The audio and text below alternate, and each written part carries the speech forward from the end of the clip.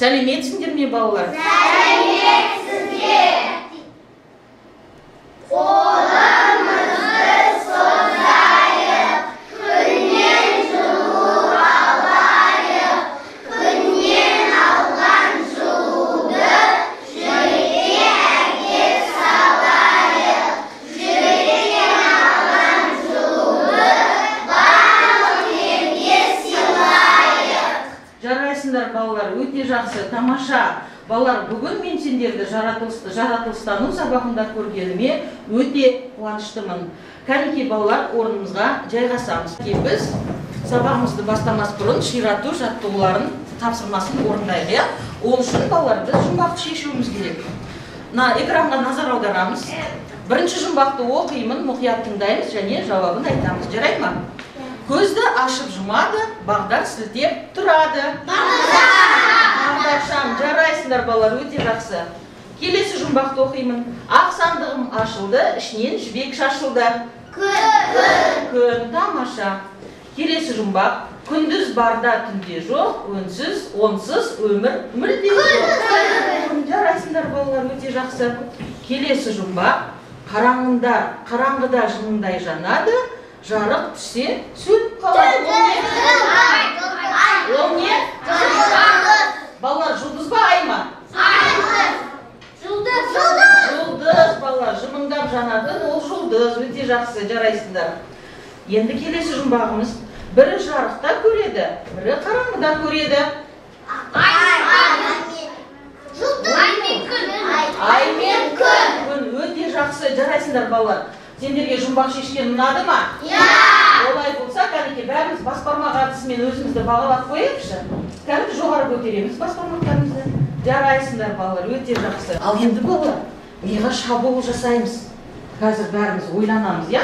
Ойланайықшы. Балалар, қане бәріміз жаңағы жұмбақтарды шештік қой. Сол жұмбақтың шешуінде балалар, мінекей мына суреттер. Сол жұмбақтың шешулері бойынша мен мына суреттерді қойып қойдым. Енді балалар, бірінші тұрған суреттегі не? Бағдаршам. Бағдаршам, я, өте жақсы, бағдаршам. Енді балалар, бағдаршам қандай қызмет атқарады? Ол не істейді? Қол көтеріп айтайықшы, қол көтеріп айтамыз. Кім айтады? Кім айтады? Бағдаршам не істейді? Айзере айта қойшы. Тез-тез тұра ғой. Бағдаршам жол тәртібін не істейді? Реттейді. Ол не істеп реттейді? Оның көздері қайтеді? Жанады, я, жарайсың.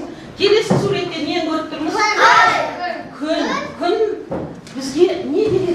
Күн бізге жарық береді. Жарық береді, тағы да не береді? Жылу береді, өте жақсы балалар, жарайсыңдар. Ал келесі суретте біз нені көріп тұрмыз? Жұлдызды көріп тұрмыз. Кәнекей, жұлдыз. Жұлдыз не істейді? Ал, Ислам айта қойшы. Жұлдыз жарық береді. Жұлдыз жарық береді. Қай кезде жарық береді жұлдыз? Түнде. Жарайсыңдар балалар, түнде береді екен. Ал айшы? Ай не істейді? Кән қол көтеріп айтамыз. Айзере айта қойшы, ай не істейді? Ай не істейді? Ай не береді бізге?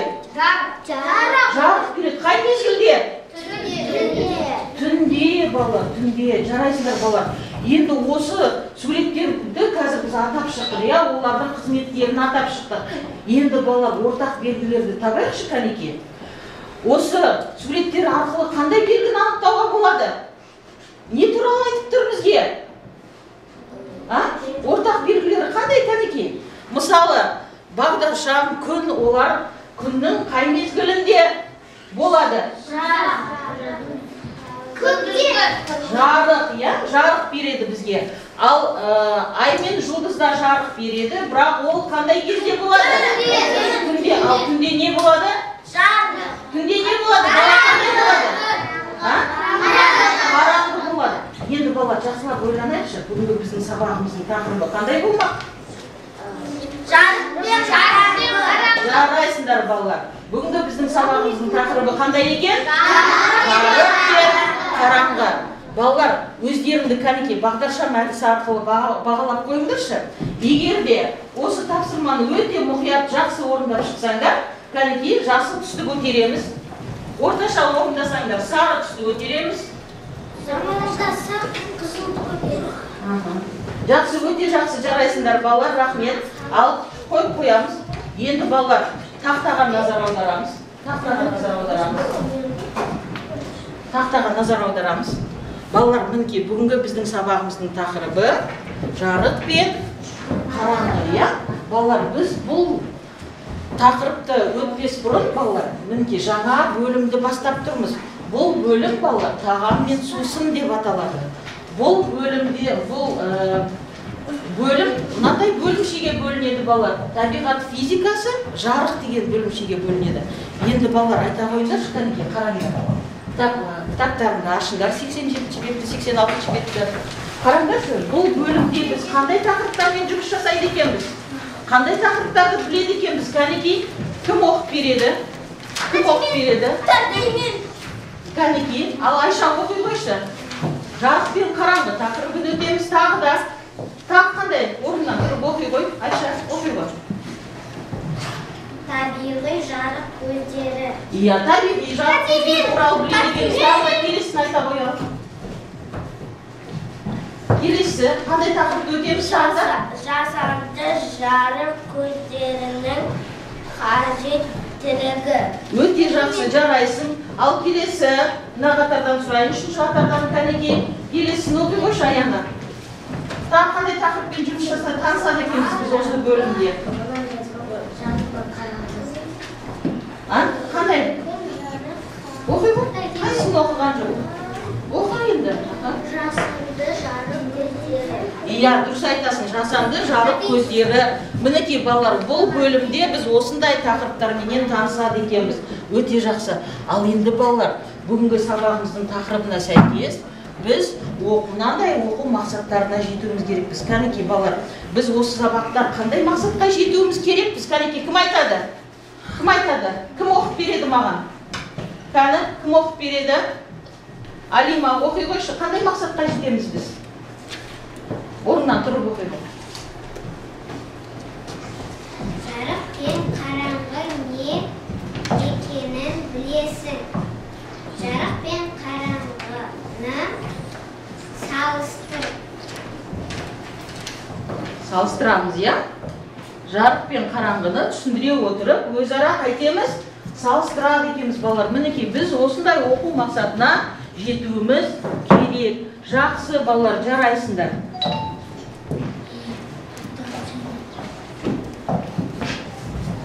Сонымен қатар балалар, біз осы тақырыпта мынандай тірек сөздерді пайдалануымыз керекпіз. Яғни осы сөздерді балалар біз жан-жақты оқып алуымыз керекпіз. Кәнекей, бәріміз осы сөздерді үш тілде оқимыз. Жарық, Лай, қараңғы,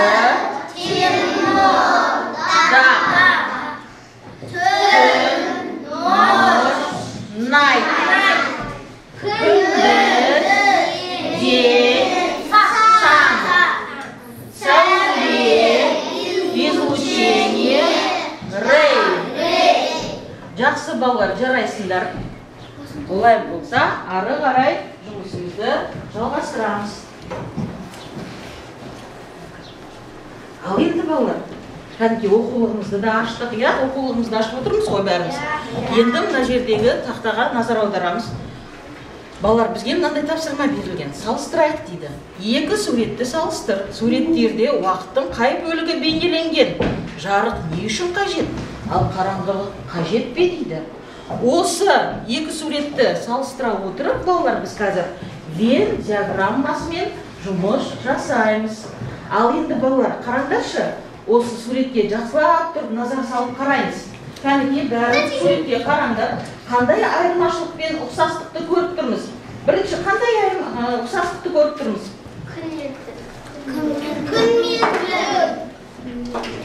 Бірінші нені көріп тұрмыз балалар, қараңызшы. Күндіз. Екіншісі суретте түн мезгілі. Жарайсың, Нұрислам, келе ғой.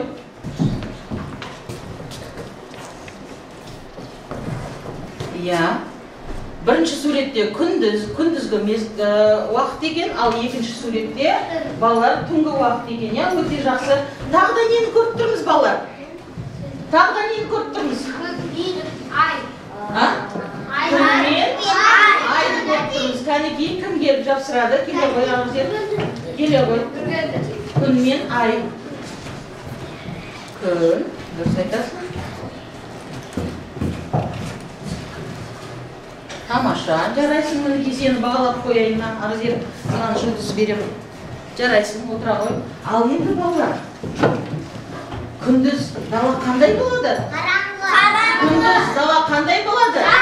Жарық. Ал күнде? Қараңғы болады. Кәнекей, кім келеді?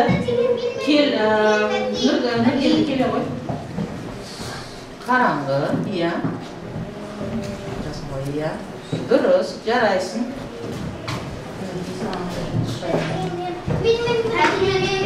Ал келесі балалар. Ал енді тағы нені көріп тұрмыз балалар? Бірінші суретте торғай не істеп тұр?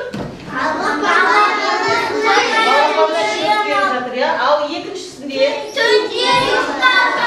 жарайсыңдар. Кәнекей кім келеді? Арай келе ғой. Арай келе ғой. Торғай ұясында қайтты. Ұйықтады. Даусын шығарып айта ғой. Жақсы, отыра ғой. Ал енді балалар, тағы нені көріп тұрмыз суреттен? Нені көріп тұрмыз тағы да суреттен балалар? Итті көріп тұрмыз, гүлім. Ит бірінші суретте қандай әрекет жасап тұр? Айналаға қарап. Айналаға қарап тұр, я? Ал екінші суретте? Ұйықтап жатыр. Келе ғой. Иә.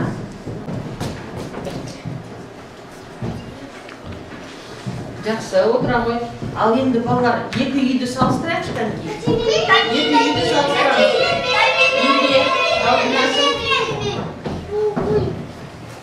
Не істепті? Үйлерге қарасаш бірінші, қара. Үйдің іші жарық.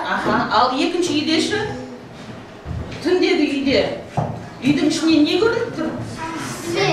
Шам жанып тұр, я? Үйдің ішінде шам жанып тұр, жақсы. Ал?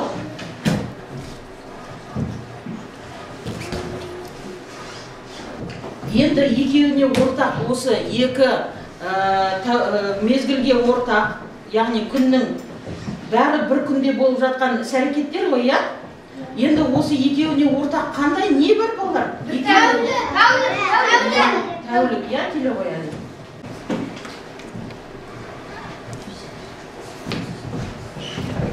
Жақсы балалар, өте жақсы. Мінекей тапсырманы бәріміз әдемі жақсы орындап шықтық. Енді балалар, рахмет айту әдісіменен осы шыққан балаларды бағалайықшы. Кәнекей, кім рахмет айтады қазіргі шыққан балаларға? Кім рахмет айтады кәнекей? Ал Азире, айта қойшы, сен кімге айтасың рахметті? Кімге айтасың, кәнекей? Айта қойшы. Тұр енді айта қой, тұра ғой. Тұра ғой, кәнекей. Тұр енді ұялма, айта ғой, кәнекей. Не деп айтасың? Айтсаш енді атын айт. Даусыңды шығара ғой. Нұрислам, саған. Иә, тапсырманы қалай орындады? Дұрыс орындады, жарайсың, отыра ғой. Кәнекей, Мұхаммед, сен кімге рахмет айтасың? Ал, айта ғой. Саған. Саған рахмет, балалар, рахмет деген сөзді ұмытпаймыз, я?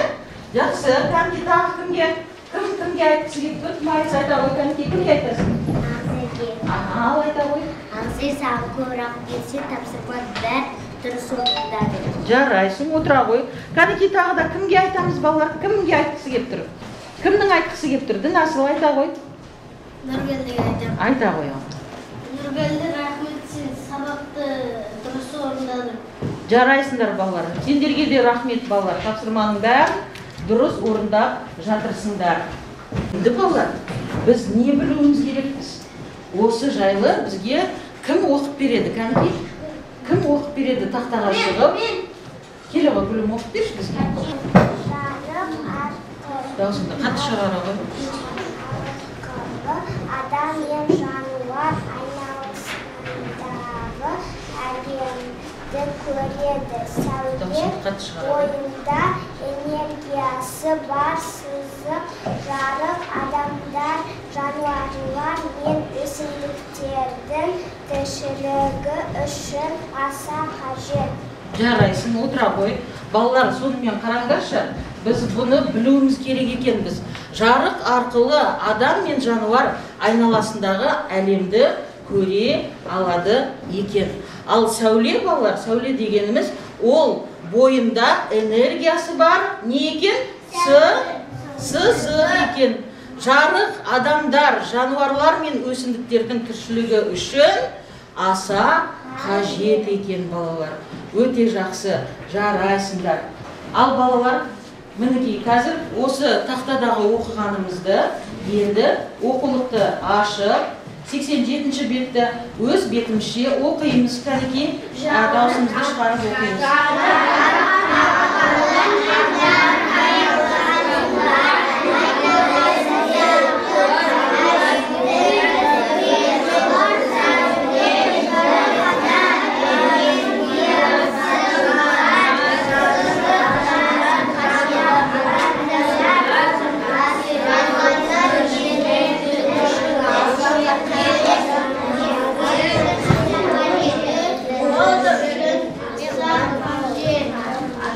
Жақсы, балалар, оқып болдық па? Жақсы. Енді балалар, біз келесі тапсырмамыз, ол жұптық жұмыс. Жұптық жұмысымыз, балалар, кел ойланайық деп аталады. Қазір мен әр жұпқа тапсырманы қарастырып береміз. Қай денелер жарық шығарады? Суреттер мен сөйлемдерді сәйкестендір дейді. Яғни жарық шығармайтын денеменен жарық шығаратын денелерді сәйкестендіреміз. Суреттерді сөйлемдермен сәйкестендіріп жұмыс жасаймыз. Жарайсыңдар, балалар, жарайсыңдар. Жақсы, ал енді балалар, орындаған жұмысымызды тексерейікші. Кәнекей, бәріміз экранға назар аударамыз. Бәріміз орындап болдық па? Болдық қой, ал енді жұмысымызды тексереміз. Бәріміз экранға назар аударамыз, я? Кәнекей, жарық шығармайтын денені кім атап береді маған? Ол қандай дене? Жарық шығармайтын дене, ол Арунас, қандай дене? Айта ғой, десіз. Ол қандай дене? Жарық шығармайтын дене. Жақсы, отыра ғой. Ал енді жарық шығаратын денелерді кім атап береді? Жарық шығаратын денелер, ол қандай денелер? Жарық шығаратын дене. Күн жарық шығаратын дене, тағы да.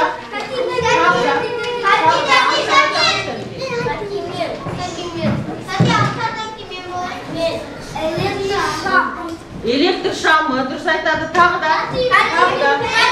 Нұрмұхамед. Қандай дене? Ай, дұрыс айтады, отыра ғой, тағы да. Жарық шығаратын дене найзағай. Найзағай, жарайсыңдар балалар. Мінекей, жарық шығаратын денелерменен жарық шығармайтын денені біз атап шықтық. Я, балалар, өздеріңнің орындаған жұмыстарын менің орындаған жұмысымен сәйкес келіп тұр ма? Бірдей ме екен? Жақсы, балалар. Олай болса, кәнекей, мен сендердің топтарына, яғни жұптарына жұлдыз берем бәріне. Жұлдыз берем, мінекей. Жарайсыңдар. Ал балалар, енді біраз сергі балайық, я? Балалар, біздің сергіту сәтіміз ойын түрінде жарық, күн, қараңғы деп аталады. Қазір мен жарық, күн, қараңғы деп әртүрлі қимылдарды жасаймын. Сендер менің артынан қайталауларың керек. Арасында мен шатастырамын. Сонда сендер балалар жаңылыспауларың керек. Ал жаңылысып қалған оқушы орнына қайтеді? Орнына отырады. Ал кәнекей, бәріміз орнымыздан тұрамыз. Мен жасаған қимылды тез-тез қайталаймыз. Жарай ма? Жарық, қараңғы, күн. Жарық, қараңғы, күн. Жарық, қараңғы. Қараңғыда осындай қимыл жасаймыз ба? Қандай қимыл жасаймыз қараңғыда? Бұлаңандай қимыл жасаймыз, иә? Қателескен оқушылар отыра қойыңдар орындарына. Жарық. Қараңғы. Аяна шатастың, отыра қой. Жақсы балалар, жарайсыңдар. Біраз серіп қалып ба? Жақсы, олай болса балалар, жұмысымызды ары қарай жалғастырамыз. Енді балалар, біз қазір сендермен топтық жұмыс жасаймыз. Яғни әр топқа мен тапсырма беремін. Балалар, бірінші топ оқушылары өсімдіктерге жарық не үшін керек екенін анықтайды. Екінші топ оқушылары жануарларға жарық не үшін керек екенін анықтайды. Ал үшінші топ оқушылары балалар адамдарға жарық не үшін керек екенін анықтайсыңдар. Жарай ма?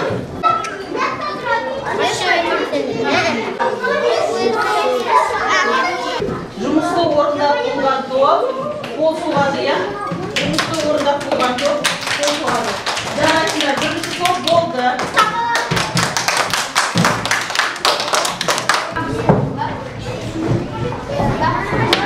Ал балалар, енді әр топтан маған мына жасаған жұмыстарымды қорғап берулерін керек, иә?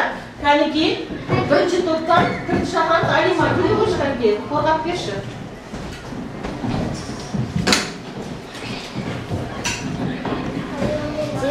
Бірінші тапсырманы оқи қойшы. Өсімдікке жарық не үшін керек? Өсімдік күн көзінен жарық пен жылулық алады. Жыл мезгілдерінің ауысуына байланысты оның тіршілігі өзгереді. Өсімдіктің көбі күндіз белсенді тіршілік етеді. Өсімдік өнеді, өседі, қоректенеді, көбейеді. Жарайсың, Алима. Бәрекелді, жауабың өте тамаша болды. Келісесіңдер ме балалар? Балалар, мен комплимент айтып жатырмын Алимаға. Алима, берген. Артқа қарай ғой. Мен саған комплимент айттым. Мені арқаңа жапсырып берем осы комплиментімді.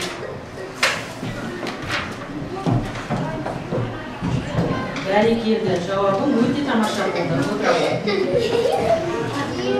Ал енді балалар, түнде өсімдіктер, қандай өсімдіктер туралы айтуға болады? Кәнеки, кім шығады? Келе ғой. Нұргелді.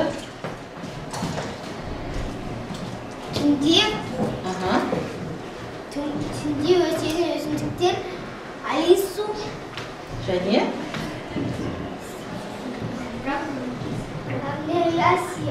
және бругмансия дейді, иә? Олар түнде қайтеді?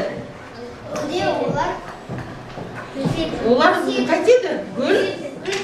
Гүлдейді екен, жарайсың. Керемет, мен ойлағаннан да күшті болды, жарайсың, келе ғой. Мен саған да комплимент айтып жатырмын. Өте жақсы, жарайсың. Отыра ғой. Ал енді екінші топтан кім шығады? Айшере, келе ғой. Айшере, келе ғой. Қаламды қолына ала ғой, кәнеки. Бірінші сұрақты оқыда, содан кейін жауабын айтамын. Жануарға жарық не үшін керек? Жануар күн көзінен жарық пен жылу алады. Жануар өсімдікпен қоректенеді. Жануардың көбі күндіз белсенді тіршілік етеді. Жыл мезгілінің ауысуына байланысты жануардың тіршілігі өзгереді. Өте жақсы, жарайсың. Сен дәл тауып айттың. Саған да мен комплимент айтып жатырмын. Отыра ғой. Ал балалар, түнде қандай жануарлар туралы айтуға болады екен? Кәнеки, бөлім келе ғой. Келе ғой. Ана жаққа бар.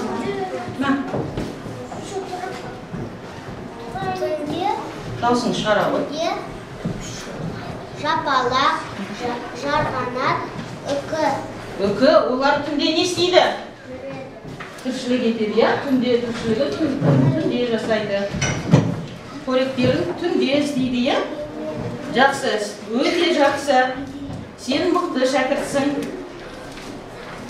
Отыра ғой. Ал үшінші топтан, үшінші қатардан кім шығады? Үшінші қатардан Жансерік келе ғой.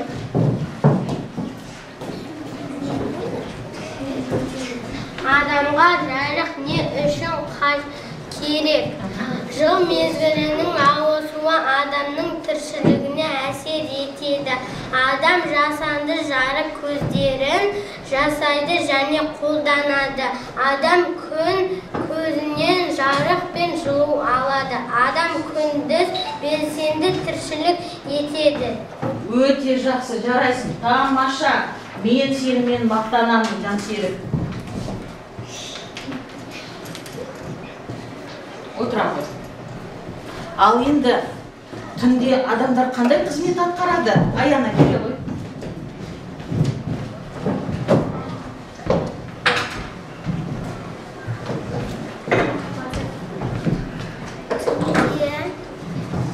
Адамдар мамандық иелері, Мамандық иелері.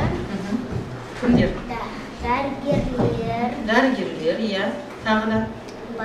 Байланыс орталығының операторлары. Даусын шығара ғой. Полиция қызметкерлері. Әуежай қызметкерлері. Әуежай қызметкерлері дейді. Бұлар не істейді балалар түнде? Олар түнде не істейді? Жұмыс жасайды, олар түнде өз қызметтерін орындайды. Қандай тамаша, сен өте ұғымталсың, Аяна. Жарайсың. Отырам. Біз осы тақырып бойынша тәжірибе жасап көрейікші. Мен сендерге алдын ала айтқан болатынмын, үйде жарық жерде және қараңғы жерде суретке түсіңдер деген болатынмын. Ал енді сол өздерінің түскен суреттеріңді қарай қойыңдар. Балалар, қараңдаршы, мынау қай кезде түскен сурет? Қараңғы кезде түскен сурет, енді қараңғыны қараңдаршы, балалар. Суреттерін анық көрініп тұр ма? Қалай көрініп тұр суреттерін? Көрінбейді, ал?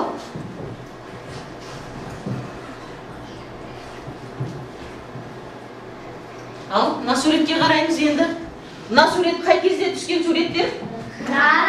Жарық кезде түскен суреттер, Енді балалар, осы жарық пен қараңғыны салыстыра айтыңдаршы. Жарық кездегі түскен суреттеріменен қараңғы кездегі түскен суреттерімен не байқадыңдар? Не байқадыңдар? Қараңғыда түскен суреттерің қандай болып тұр? Анық емес. Анық емес, Кәнке, қол көтеріп айта қойшы, Жансерік айта ғой. Қараңғыда түскен сурет анық емес болып шығады. Өте жақсы, отыра ғой. Ал жарықта түскен суреттер қандай болып шығады? Айта қойшы. Жарықта түскен суреттер қарашы, қандай болып тұр? Жарықта түскен суреттер әдемі, анық болып шығады, Өте жақсы, жарайсыңдар. Ал енді балалар, біз қазір тағы да бір тәжірибе жасап көрейік. Ол үшін қазір мен екі оқушыны шақырамын алдымен. Екі оқушыны шақырамын алдымен.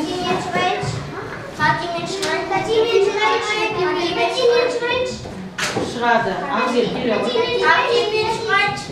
Ақзер келе ғой, және келеді, Шапағат келе ғой. Қолдарына сары қаламды алын, сары қарындаштарыңды алыңдар. Ал енді балалар, қазір мынандай тәжірибе жасаймыз. Қараңдаршы, Ақзер мен Шапағат екеуі көріп тұрған жоқ, себебі олардың көзінде не бар? Көзілдірік бар, Ал Гүлім мен Жансерік көріп тұр. Қазір балалар, бұлар күннің суретін салады. Ал алдыларында қағаздар тұр. Кәнекей, күннің суретін саламыз. Ал, сала ғой, күннің суретін сала ғой. Шапағат, Ақзер, саламыз, Ақзер сала ғой.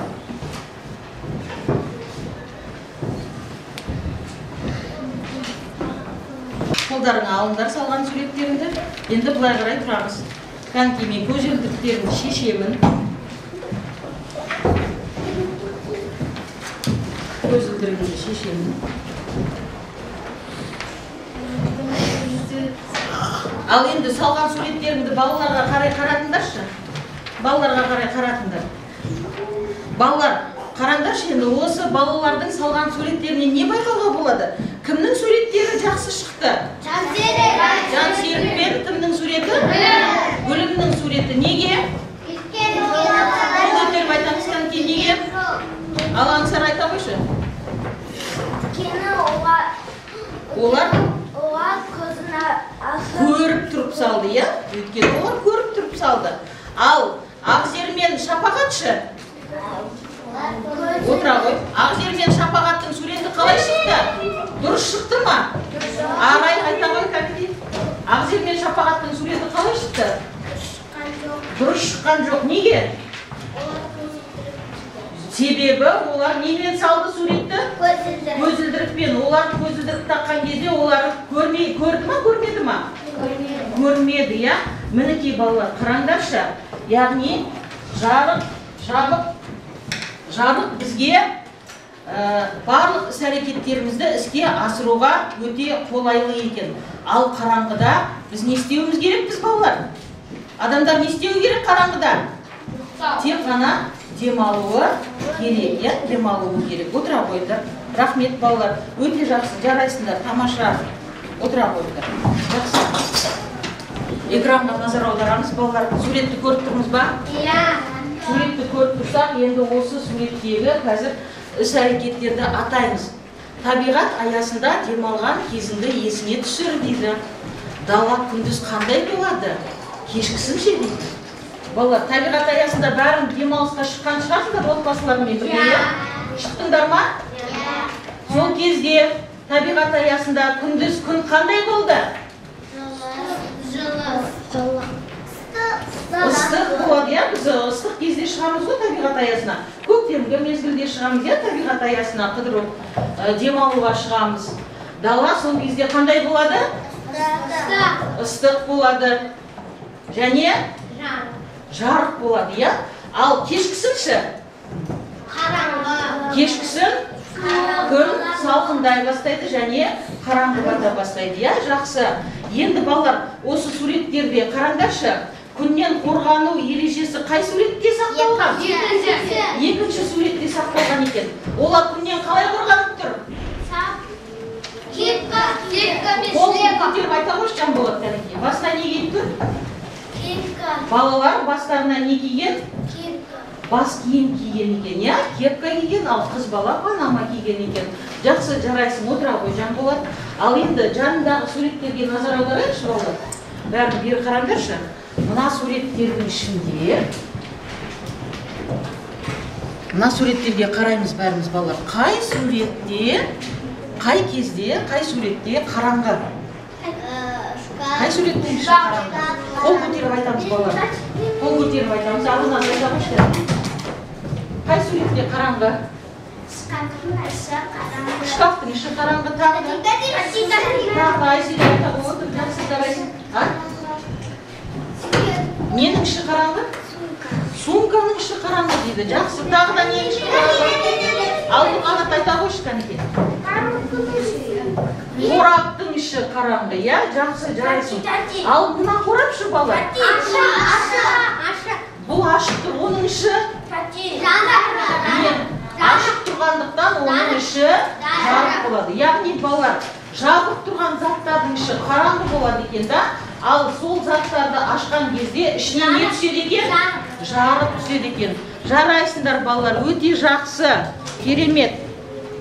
Кәнекей, балалар, менің сенде осы орындаған тапсырмаларымды алдыларына смайликтер бергенмін, я? Мынандай бас бармағы бар смайликтер. Егер ұнаса, сол смайликті мынандай бас бармағы жоғары көтерілген смайликті көрсетеміз. Ұнамаса, төмен қарап тұрған смайликті көрсетеміз. Кәнекей, қай смайликті көрсетесіңдер?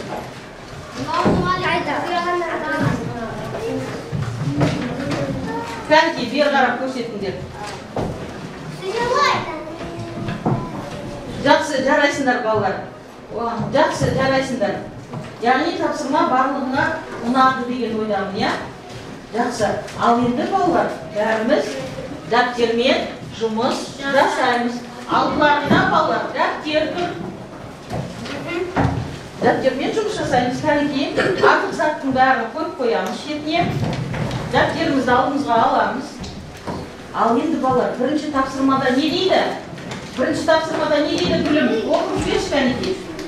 Жарық пен қараңғының салысты суреттер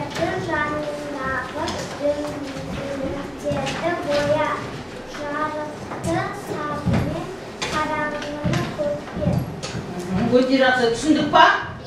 Яғни жарық пен қараңғыны салыстырады екенбіз. Әр суреттің жанындағы дөңгелектерді жарықты сары түспен, қараңғыны көк түспен бояп қояды екенбіз. Кәнекей тапсырманы орындаймыз. Тапсырма берілген. Екінші тапсырмада не деп жазылып тұр кәнекей? Айзере оқи қойшы. Тұра қой орнынан. Суретте бейнеленген тәулік уақытын анықта. Жарық, қараңғы жауабының 2-3 сөйлеммен жаз. Балалар, жарық қараңғының 2-3 сөйлеммен жазамыз. Кәнекей тапсырманы жылдамдатып орындаймыз. Ал балалар, кәнекей кім болды? Болған оқушы тапсырманы оқиды, 2-3 сөйлеммен жазған тапсырмасын оқиды. Ал Аружан оқи қойшы кәнекей, не деп жаздың? Қолына ала қой. Сөйтті даусыңды шығар.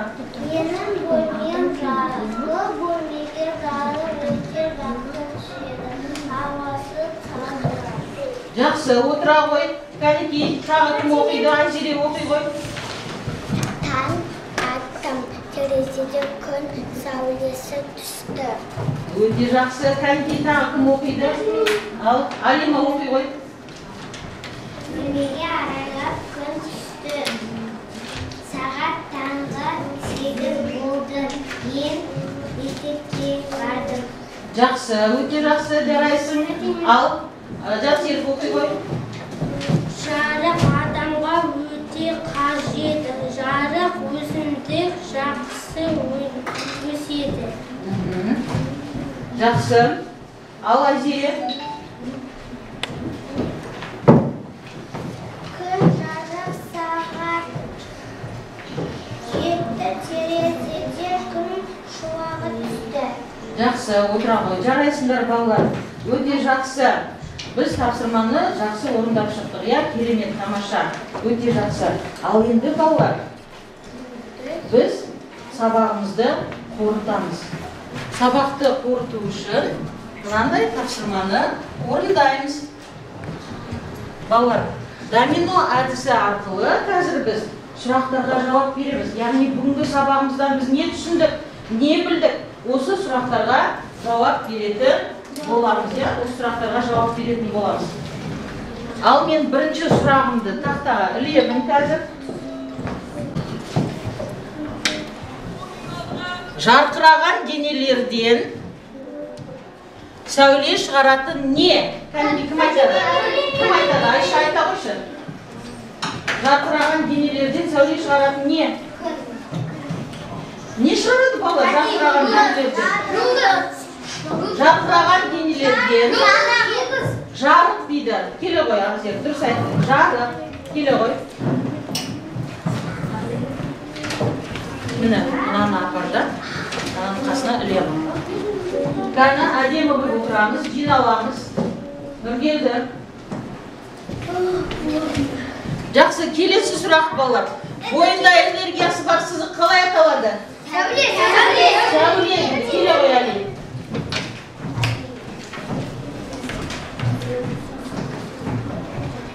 Апарда, қарды шеттен материалдар тапсырамын. Жақсы. Келесі сұрақ балалар. Түнде дала қандай болады?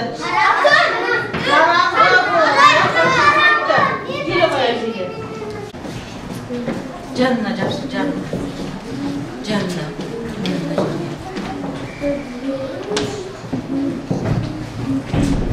Келесі сұрағымыз балалар, қараңдаршы. Жарық пен жылу беретін дене қалай аталады? Күн деп аталады. Арай, келе ғой. Мына жерде ғой, жақсы, мына жерде. Ал енді балалар, күндізден кейін не келеді? Қараңғы. Күндізден кейін не келеді? Түн келеді, дұрыс айтады. Түн келеді. Іле ғой ана жерге апарды.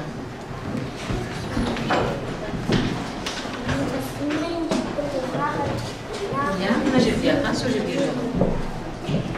Жарайсыңдар балалар. Жарайсыңдар балалар. Сонымен балалар, жарық пен қараңғы бізге не үшін керек екен? Жарық пен қараңғы не үшін керек екен бізге? Тәрке кім айтады? Жарық не үшін керек екен бізге? Ал айта қойшы Нұрислам. Жарық бізге көру үшін керек. Көру үшін керек, я? Яғни өз іс-әрекеттерімізді жүзеге асыру үшін керек екен. Ал қараңғышы не үшін керек? Ал айта қой. Демалу үшін керек. Балалар соныменен жарықта, қараңғыда бізге керек пе екен? Екеуі де бізге керек екен. Ал балалар, енді балалар осы сабағымыздың соңында өте белсене қатысқан оқушыларға 2 жұлдызымызды беріп, тілек айтуымыз керекпіз. Кәнекей балалар, бізде өте белсене атсалысқан оқушылар бар, я? Кім соған өзінің 2 жұлдызыменен тілегін айтқысы келіп тұр? Кәнекей, кім айтады? Кім айтады? Келе ғой Нұрмұхамед, айта қойшы Кәнекей. Келе ғой. Мінекей 2 жұлдызды қолына ала ғой. Өзіңнің 2 жұлдызыңды кімге бергің келеді? Жансерікке. Былай қара ғой, балаларға қара. Не себепті Жансерікке бергің келеді? Өйткені ол тапсырманы жақсы орындады. Ал оған қандай тілек айтасың? Жансерік, сен осы қалпыңнан тайма. Жарайсың, мінекей. Жансерікке өзінің 2 жұлдызын бергісі келіп тұр, я Нұрмұхамед? Жарайсың, бере ғой 2 жұлдызыңды. Ал 3 жұлдызымды Аңсарға бердім. Не үшін бересің Аңсарға? Аңсар екені сабақтан жақсы оқыды. Жақсы қатысып отырды, я, сабақта? Ал енді тілегіңді айта қойшы Аңсарға деген қандай? Аңсар ауырма, жасың ұзақ болсын, түбінде қанша жұлдыз бар, сонша болсын. Жарайсың, өте жақсы, бере ғой. Балалар, тілек айтып үйренеміз, я? Мен өз жұлдызымды кімге беремін? Кімге бересің? Нұрмұхамедке. Нұрмұхамедке бересің ба? Ал, бере ғой, оған не үшін бересің? Өйткені ол сабақтарды жақсы оқыды. Сабаққа жақсы қатысты дейді. Жақсы апарып бере ғой. Қандай тілек тілейсің? Тілегіңді айта ғой, бірінші. Нұрмұхамед, алма, озат оқушы болсын. Қанша аспанда жұлдыз болса, сонша досың болсын. Жақсы, жарайсың. Бере ғой ба. Жақсы балалар. Ал енді бәріміз бері қараймыз. Балалар, бүгінгі сабағымызды рефлексияны майшам арқылы көрсетеміз қазір. Майшамдарды көріп тұрсыңдар ма? Аудиториядағы? Мен қазір мінекей сендерге майшамның суреттері бар қағаздарды таратамын. Ал балалар, бәріміз бері қараймыз. Суретті көріп тұрсыңдар ма тақтадағы? Қазір мен сендердің қолдарына осы суретті бердім, балалар. Бұл рефлексия деп аталады. Биік жанған шам, ештеңе түсінген жоқпын дегенді білдіреді. Қысқа жанған шам, барлығын түсіндім, басқа адамға түсіндіре аламын дегенді білдіреді. Орташасы түсіндім, бірақ түсіндіре алмаймын дегенді білдіреді. Ал енді өздерің ойланып, қай шамды көрсетесіңдер сендер? Соны дайындап қойыңдар суреттеріңді, ал мен мына жерге майшамды жағамын. Осы майшамдардың жанына әкеліп, қағаздарыңды не істейсіңдер? Қоясыңдар. Бүгінгі түсінгендер, сабақты қалай түсіндіңдер, соны білдіресіңдер. Қысқа майшамның жанына қойылған сендердің қағаздарына, суреттеріне қарап, мен сендердің бүгінгі сабақты жақсы меңгергендеріңді байқап тұрмын, балалар. Олай болса, осы білімдеріңді үйде жақсылап тұрып, әрі қарай шыңдайсыңдар, осы тақырыпты үйде жақсылап тұрып оқып, келесі сабақта маған түсінгендеріңді және қосымша басқа да мәлімет іздеп тауып келулеріңді сұраймын. Түсінікті ма, балалар? Сабағымыз аяқталды, балалар. Рахмет сендерге. Сабаққа өте жақсы атсалыстыңдар. Жарайсыңдар.